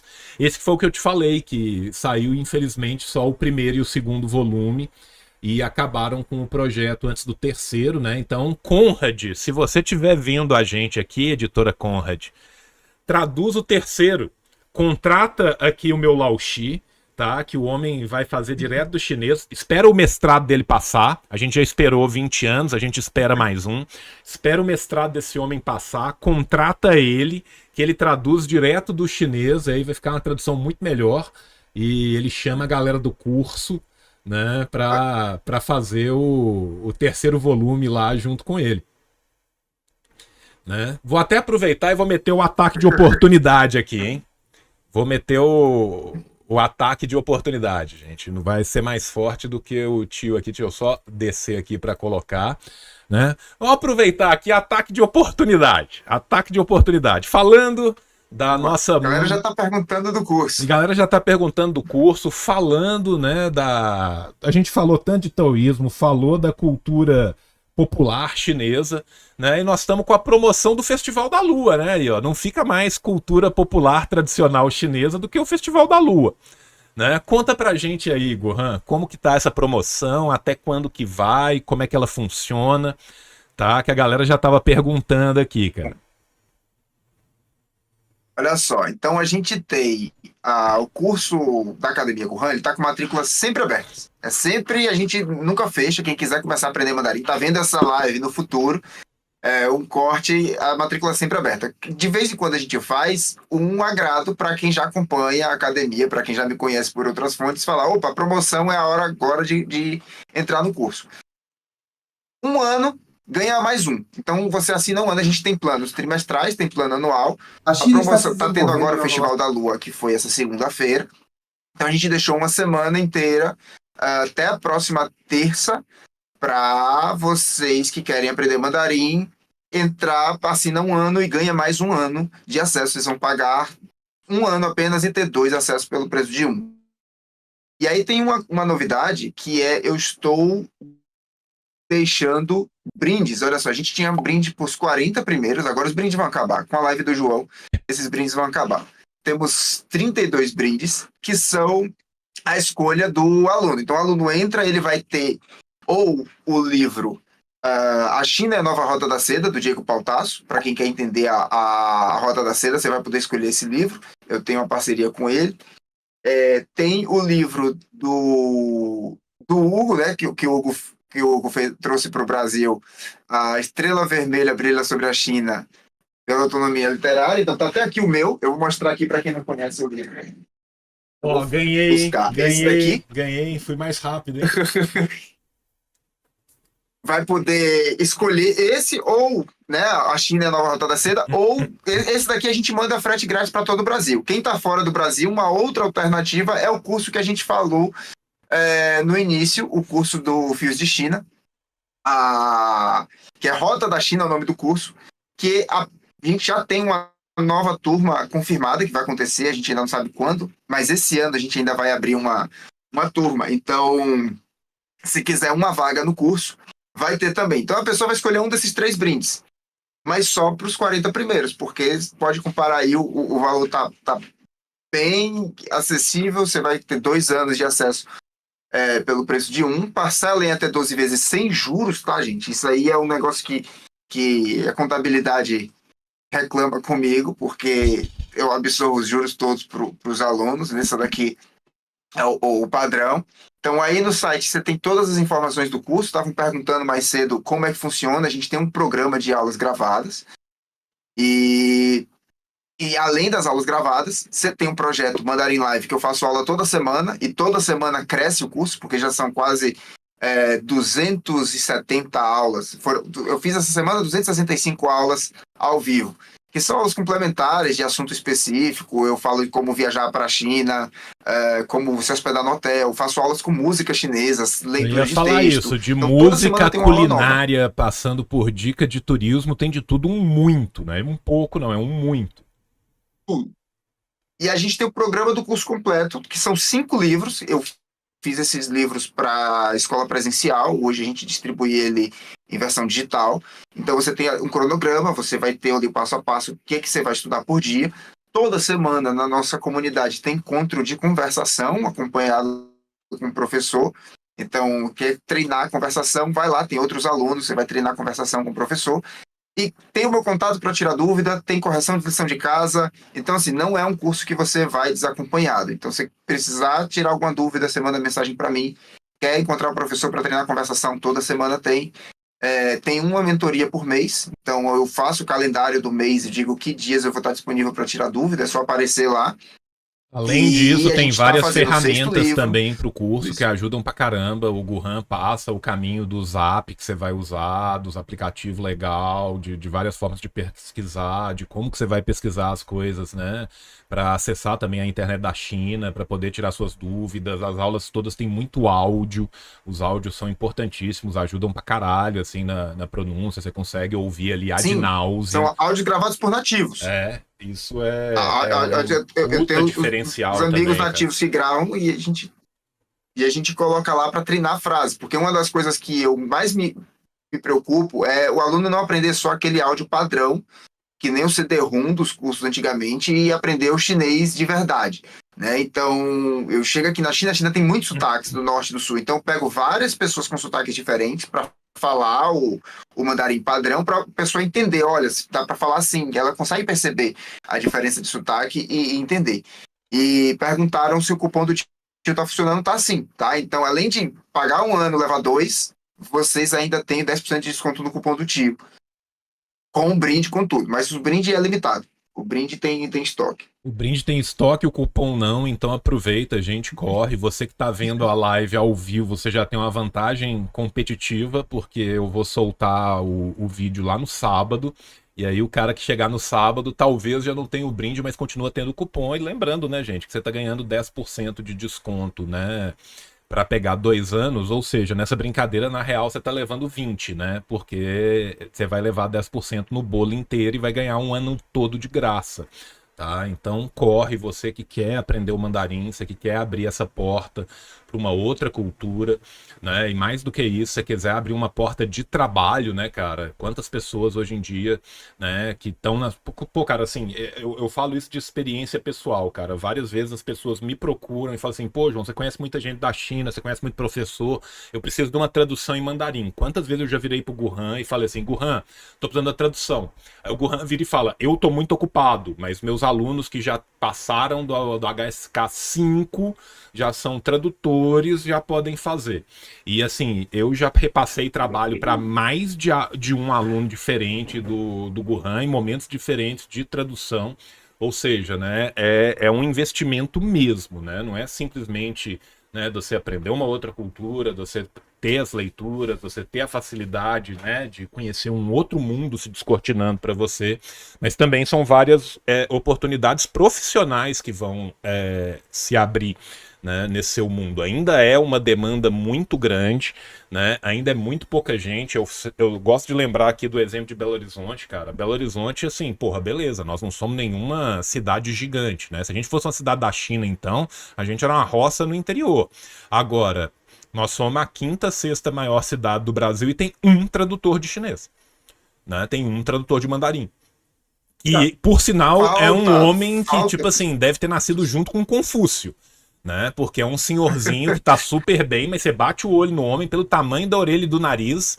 Ele vem vivendo há bastante tempo, sabe? Então, assim, a gente precisa, gente. Vamos correr aí, porque um dia o homem morre. Gente, vocês não têm noção de quanto. Ó, todo mês eu recebo proposta de tradução aqui, e é isso. Eu tenho a escola, eu tenho o mestrado, não consigo dar conta. Eu tenho um aluno também que se chama João, que está aqui morando em Hangzhou, fazendo doutorado, e todo o trabalho de tradução eu mando para ele. Então, assim, esse mês ele pegou uns 2 ou 3 por indicação. E aí ele viaja com tudo pago com o grupo, né, os empresários que vêm para cá, tá querendo fazer importação. Trabalho com mandarim tem todo mês. A galera que está no meu curso também, direto eu mando proposta de emprego para lá. O problema é que chega assim, ó, preciso para agora alguém que fala mandarim, que entende, e muitos alunos que começam, estão enrolando para estudar, não tem um nível suficiente, mas o nível bom para tradução, você consegue entre 1 ano e 2 com dedicação. Se a pessoa dedica o mandarim como se dedica para a universidade, né? Você dedica ali umas 3 horas por dia. A galera que não precisa necessariamente trabalhar e estudar ao mesmo tempo consegue conciliar mais o estudo do mandarim. Então, se você dedica 2 horas, 3 horas por dia, todos os dias, em 1 ano e meio você já consegue trabalhar com mandarim tranquilamente, porque o meu curso ele consegue ensinar isso. O pessoal perguntou aqui qual é o nível do HSK. Hoje o curso permite as pessoas passarem do HSK 4. Né? Eu tenho um aluno que, por exemplo, ele fez 1 ano, seguiu o cronograma certinho, e aí ele conseguiu uma bolsa para vir estudar na China em medicina chinesa, que ele queria fazer medicina chinesa. o cara fez o primeiro semestre todo em chinês, em medicina chinesa, e passou. Pra vocês terem uma ideia do nível de mandarim que ele conseguiu com o curso do Guhan. Então, foi difícil. Ele tinha medo de não conseguir passar em alguma disciplina, mas ele, com a ajuda dos colegas, ele foi lá e conseguiu passar com o curso que ele fez na academia. Então, o pessoal perguntou aqui também de tradução. Bicho, olha aqui o livro Jornada Oeste, que até hoje não foi traduzido. A gente está falando aqui da Jornada Oeste, o livro tem 4 séculos de publicado e ainda não chegou no Brasil. Não, e aí contar Então, um se você caso, pegar a né? quantidade Dos de livro 4 que é publicado- clássicos, você sabe qual que tá traduzido inteiro para português, né? Exatamente nenhum. Né? O que a gente Nenhum. tem uma tradução, né? Que é o dos Três Reinos, é uma tradução da versão resumida e é uma tradução a partir do inglês. É tradução de tradução. Né? Então, assim, a gente não tem. Cara. Se você for pensar dentro do nosso campo, você não tem uma obras completas de um Zhou Enlai, você não tem uma obras completas do Judé, você não tem nada. Sabe? Então, assim, grandes clássicos do marxismo, você tem, às vezes, uma tradução dele para o inglês, né, que foram feitos por estudiosos, mas você não tem isso publicado. Então, assim, é um universo mesmo, cara. É um universo mesmo. Boa parte das traduções que a gente tem, dos contos ou da literatura, foram todas feitas pela FLP, né, pela Foreign Language Press, né, que era a casa publicadora, né, do Partido Comunista Chinês, e a maioria delas na década de 70, 80 e 90. Então, assim, falta muita tradução mesmo, né? Os congressos, quando saem, hoje em dia eles já saem traduzidos, mas os congressos antigos não tem. Né? A pessoa que quisesse traduzir, né, os primeiros, e não é os primeiros 2 ou 3 não, tá? As pessoas que quiserem traduzir os primeiros 18 congressos não tem traduzido. Do 19 e do 20 a gente já teve a tradução, até o 18 não. Tá? Então, assim, só para vocês pensarem na quantidade de material dentro de um único campo específico, né? Então, assim, é muita coisa mesmo, gente. Muita coisa mesmo. É um universo que se descortina, né? E o Hypnos, meu moderador, estava falando ali, né? Pô, o Brasil é um dos grandes parceiros da China. Sim, o Brasil é um dos grandes parceiros da China, mas a China é a maior parceira do Brasil. Né? Então, assim, comercialmente pensando, né, o Brasil tem muito mais da sua economia, das suas parcerias ligadas à China do que tem aos Estados Unidos. E todo mundo fala inglês e ninguém trisca um mandarim.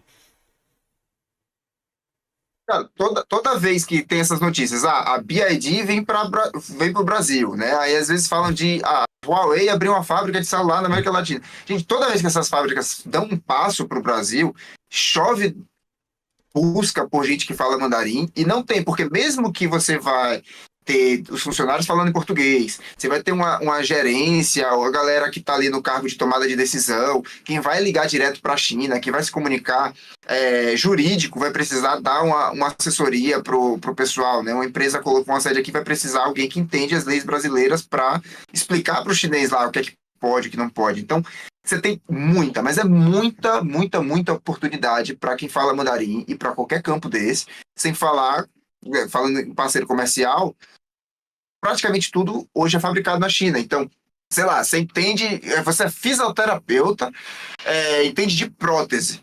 Para importar uma prótese chinesa que produz eventualmente mais barato, você vai ter que entender alguma coisa de mandarim para ajustar. Então, mandarim tem todos os ramos você tem a oportunidade. Cara, E as pessoas acho que não acordam para isso. eu tenho um vivo nessa amigo realidade. meu, assim, pessoal, de infância, que ele é fisioterapeuta e ele fez o curso de medicina chinesa para fazer acupuntura e agora no próximo semestre ele tá indo para Pequim e vai passar um semestre lá, né? E ele é um cara que também entrou no curso, que tava fazendo o curso, então assim, velho, tem muita área mesmo, cara.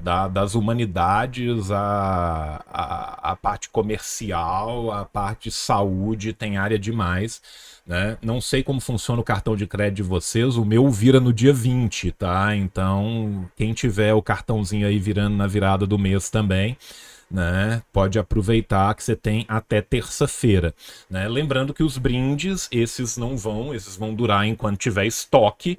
né? Então a tendência é que esses se acabem rapidamente. Não se esqueçam de botar o cupomzinho do tio no final, né? O Assim Disse o João, que você ainda ganha mais 10% em cima de desconto.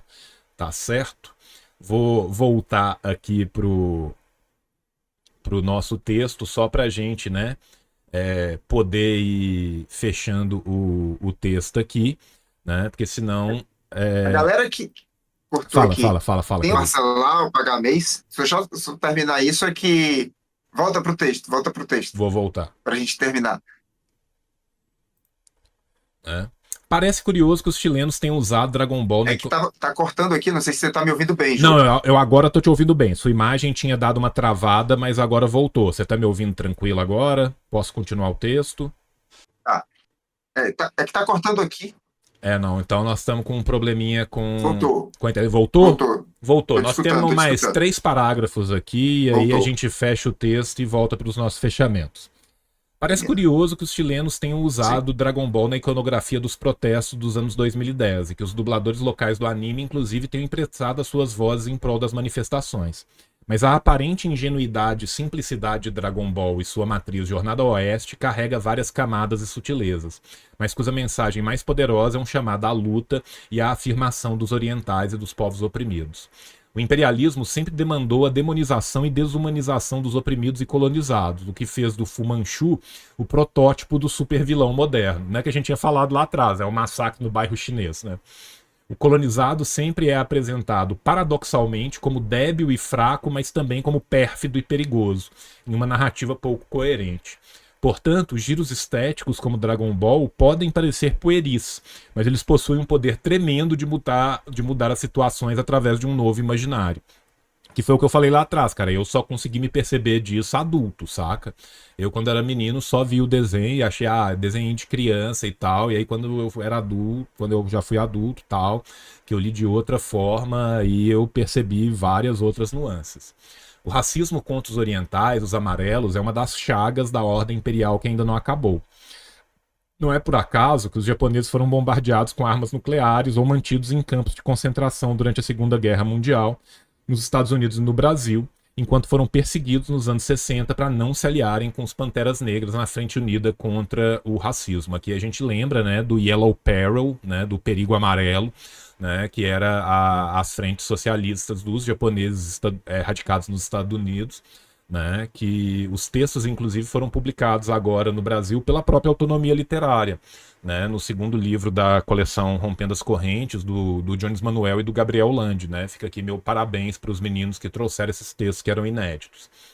Em um mundo no qual a sinofobia... Inclusive, falando de perigo Amarelo? amarelo, Jô, falando de perigo amarelo, o Normose tem um vídeo sobre isso.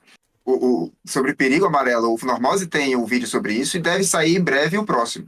E nós fizemos uma baita live também, segunda reagindo, né? A live de 7h30. Quem quiser Sim, ver, tá sim. lá no canal também, comigo e com o menino Gohan. Né? Num mundo no Sim. qual a sinofobia grita, talvez a chave para pelo menos a questão do imperialismo na Ásia seja uma reconciliação entre chineses e japoneses e o reencontro dos nipônicos com a sua matriz asiática. Se hoje isso parece um sonho distante na política, a morte de Toriyama e os ecos do seu legado parecem oferecer um caminho possível para essa etapa da libertação internacional. Né? Eu achei esse texto, cara, tão fortuito, tão maravilhoso, cara. Eu acho que o Hugo faz um trabalho espetacular. Né? O Hugo é um homem que estuda não só a China, o Japão, mas a Ásia como um todo. Né? Eu quero convidar vocês também que tiverem interesse em estudar um pouco mais sobre o Afeganistão, por exemplo. Eu fiz uma live com o Hugo sobre Afeganistão, onde a gente recupera toda a história, né, do Afeganistão desde a antiguidade para a gente poder entender, né, a região. Né? O Hugo é um homem que está com um estudo maravilhoso sobre a Ásia, que traz esse estudo para o Brasil. Quero agradecer demais ao Hugo pelo texto, agradecer a Jacobina, né, que sempre nos permite usar os textos também, e mandar um salve pro pessoal da autonomia literária, né? E aí, aproveitando o ataque de oportunidade para a gente poder, né, fechar aqui a nossa live, né? Você que comprar o curso vai poder também, né, como um dos brindes, se você correr e conseguir a tempo, né, conhecer esse livro aqui, cara, do Hugo, que é um espetáculo, cara. Esse é um dos livros mais gostosos de ler que tem, né? Porque ele, além de te contar muito sobre a história do marxismo chinês, sobre as figuras, né, grandes do marxismo chinês, Liu Shaoqi, Zhou Enlai, Zhu De, Mao, você vai conhecer todos eles lá. Ele é praticamente um livro de aventura, cara, que pro Snow chegar lá também é uma loucura, saca? Assim, a forma como ele consegue chegar, como que ele chega nos territórios, como que ele é abraçado pelas pessoas lá, ele conhecendo as universidades populares, ele conhecendo as frontes de batalha, né? Ele se apercebendo de toda aquela propaganda ocidental que era feita, como se eles fossem simplesmente um bando de foras da lei mesmo, um bando de bandoleiros assim que passava pelos lugares destruindo tudo, e ele descobrindo que era exatamente o contrário, né? Que eles estavam fazendo ali uma grande construção, uma construção que o mundo não tinha noção do que era, né? E o próprio Snow é um cara que entra lá simplesmente como um jornalista ocidental tentando correr atrás de uma história e sai de lá uma outra pessoa, com uma outra visão de mundo, né? Com uma outra forma de perceber esse movimento, que é depois da Revolução, né, na União Soviética, a maior revolução que a gente teve no mundo, a das mais importantes, e uma revolução que tentou, pelo menos durante o período do Mao, com todo o afinco do mundo, né, levar essa liberdade, essa ruptura com o imperialismo, com a colonialidade, com a colonização para todos os povos oprimidos do mundo. Então, assim, é uma cultura milenar, é um país que é aquilo que é ali há 4.000 anos juntos, que tem, né, uma língua que unifica eles apesar das suas diferenças, com 56 etnias conseguindo conviver, né, em harmonia. É uma descoberta de que um outro mundo é possível, cara. Então aproveitem até terça, né? Você quer fechar aí falando mais alguma coisa do curso, da promoção? Vamos sim, vamos sim. Então, alguém perguntou de parcelado, quem quer entrar no curso. Como eu falei, o curso fica com matrículas sempre abertas, então se não puder pegar o pacote anual agora na promoção, tem trimestral, você pode entrar em contato ali com o suporte, que ele vai orientar a, a melhor forma. A gente deve, aí até talvez no final de semana, depois do final de semana, eu vou negociar para abrir parcelado sem usar o cartão, mas por enquanto a gente não tem essa possibilidade. Então, tem a galera que vai correr aqui para pegar o brinde, tem que ser agora. O parcelado acho que só sai ali para segunda-feira. O pessoal pediu falar um pouco do método do ensino do curso. O método, eu posso resumir assim: eu tive que aprender mandarim sozinho no início. Na verdade, eu fiz um semestre no Brasil, em escola particular. Quando eu cheguei aqui na China, né, em Taiwan, eu não falava praticamente nada. Eu achava que eu sabia alguma coisa, eu não sabia absolutamente nada, eu descobri na prática. E aí eu tive, por coincidência do destino, um aprendizado onde eu tive que focar primeiro na minha fala, né, para me comunicar com as pessoas, e a escrita. Eu vim com material, achando que eu ia me dedicar a escrever os ideogramas e tudo, só que isso não me ajudava a me virar na China. Então, eu aprendi, por força do destino, primeiro a falar, e no segundo ano que eu voltei para cá, eu entrei no ensino formal, na universidade, no Centro de Línguas da Universidade, também lá em Taiwan, e aí eu aprendi a escrita de forma muito mais rápida. Ao longo desses anos, eu passei por mais de 10 professores de mandarim, e o meu curso, o método é uma síntese disso, onde eu entendo a dificuldade de um brasileiro, que eu passei pelas mesmas dificuldades, e criei o caminho onde eu acho que é mais rápido para a pessoa aprender mandarim. A proposta do curso é assim: se você precisar vir para a China daqui a 3 meses, o que é que você precisa aprender primeiro para você conseguir se comunicar? O material é nessa linha. Ensina as 4 habilidades: ouvir, falar, ler, escrever. Tem o meu apoio, tem encontro de conversação, como eu falei, tem áudio gravado de nativo, e tem folhas e folhas de caligrafia, tem um monte de aula complementar, mas ele tem, eu acho que o mais importante é um cronograma que ensina o passo a passo o que a pessoa precisa fazer para aprender. Confia no método, que eu já consegui validar isso com diversos alunos, eles conseguem aprender mais rápido e melhor do que na maioria dos cursos de materiais que eu já tive contato. Esse material foi desenvolvido por mim e agora, para quem não viu o início da live, eu estou aqui na China fazendo um mestrado em ensino de mandarim como língua estrangeira, validando praticamente o meu método.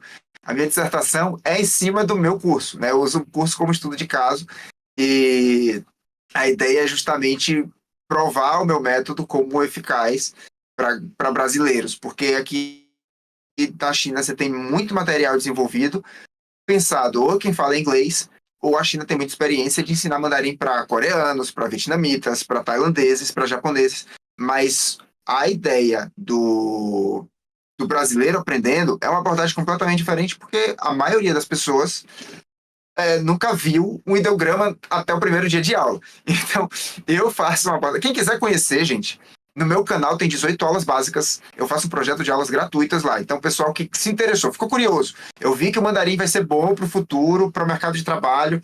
Quero aprender, mas não tenho grana agora.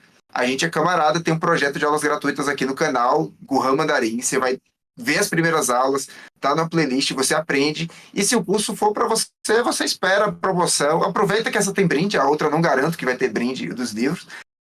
Mas também tem 15 dias de garantia, então é importante. Para quem está na dúvida, você compra o curso, passado 15 dias, dentro de 15 dias, se você se arrepender, se você não gostar, achar, não foi para mim, pede o dinheiro de volta que a gente devolve 100% do dinheiro, não tem problema nenhum. Tem 15 dias aí para experimentar.